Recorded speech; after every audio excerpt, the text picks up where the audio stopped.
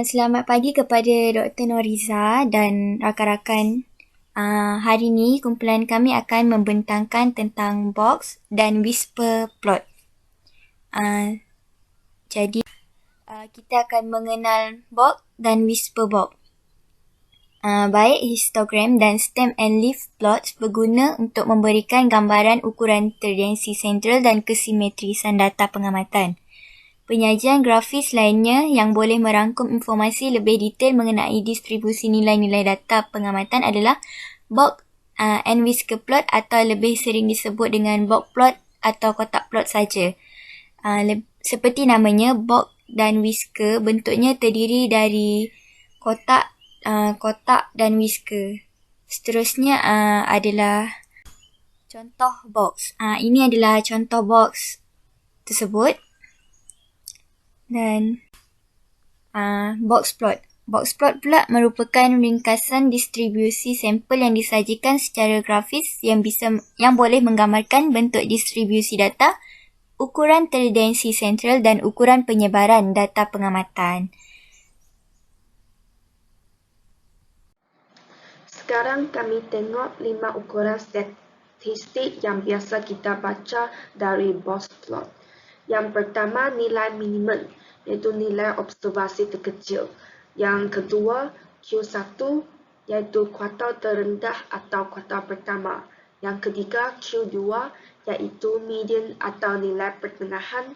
Yang keempat, Q3, iaitu kuartal tertinggi atau kuartal ketiga. Yang kelima ialah nilai maksimum, iaitu nilai observasi terbesar.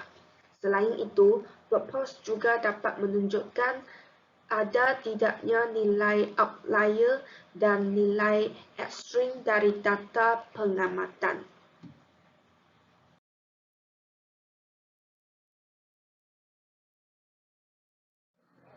Bahagian utama box plot adalah kotak berbentuk persegi. Box yang merupakan bidang yang menyajikan interquartile range IQR di mana 50% dari nilai data pengamatan terletak di sana. Panjang kotak sesuai dengan jangkauan kuartal dalam inner quartile range IQR yang merupakan selisih antara kuartal ketiga dengan kuartal pertama. IQR menggambarkan ukuran penyebaran data. Semakin panjang bidang IQR menunjukkan data semakin menyebar. Pada gambar, IQR sama dengan UQ tolak LQ sama dengan kuartal ketiga tolak kuartal pertama.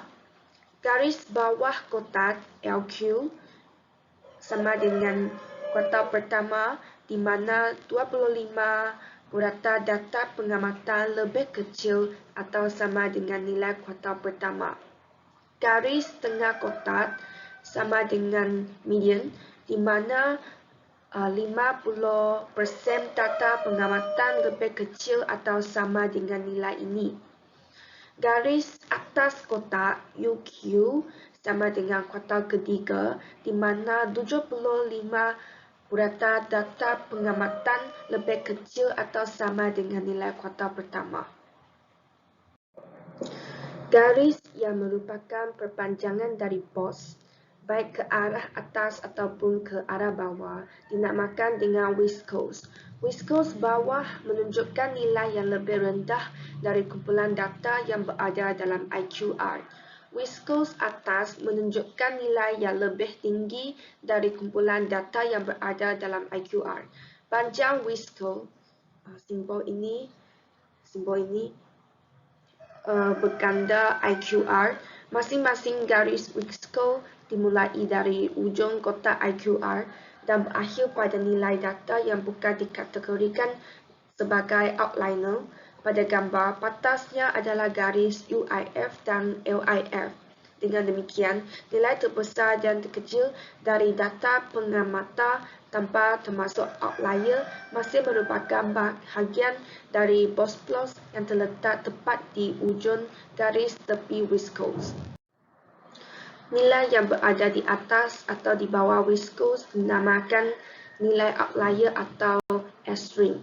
Nilai outlier adalah nilai data yang letaknya lebih dari 1.5 berganda dengan panjang kotak IQR diukur dari UQ atas kotak atau LQ bawah kotak. Pada gambar di atas, ada dua data pengamatan yang merupakan outlier, iaitu data pada kes 33 dan kes 55. Ada pada baris ke-33 dan baris 35.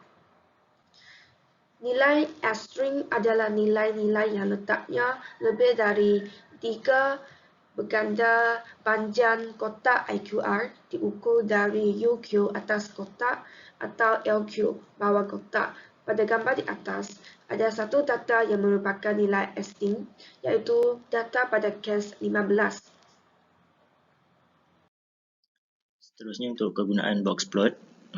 Kegunaan pertama ialah boxplot dapat membantu untuk memahami ciri-ciri pengedaran data. Yang kedua, melihat tahap penyebaran data. Dan yang ketiga, dapat digunakan untuk menilai simetri pengedaran data. Yang keempat, panjang petak menggambarkan tahap penyebaran atau kepelbagaian data yang diperhatikan. Dan yang terakhir ialah lokasi, median dan panjang misai menguasai simetri.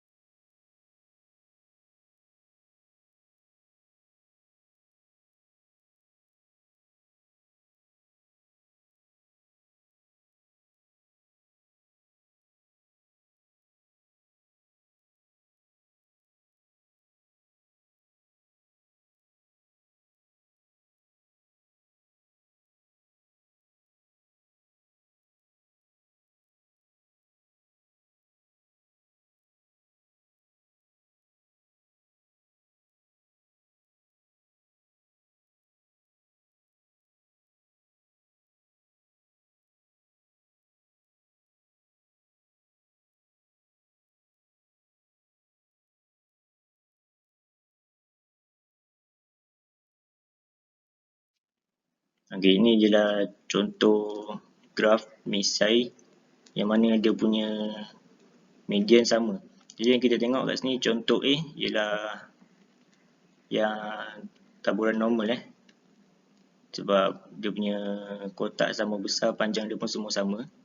Jadi ini ialah normal. Manakala untuk B dengan C dia tidak normal sebab dia punya untuk yang B kuartil pertama dia kecil dan kuartil ketiga dia besar. Untuk yang C dia punya kuartil ketiga dan pertama banyak sangat beza dan termasuk dia punya misai kat luar ni. Tu contoh dia. Okey, ni contoh letak misai melalui Excel. Kita buat kotak misai ni menggunakan Excel. Jadi kat sini ada 4 data A, B, C dan D.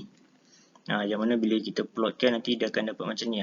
Yang B ni, okey, kat sini graf ni semua dia cenderung sebab nilai dia semua tak sama.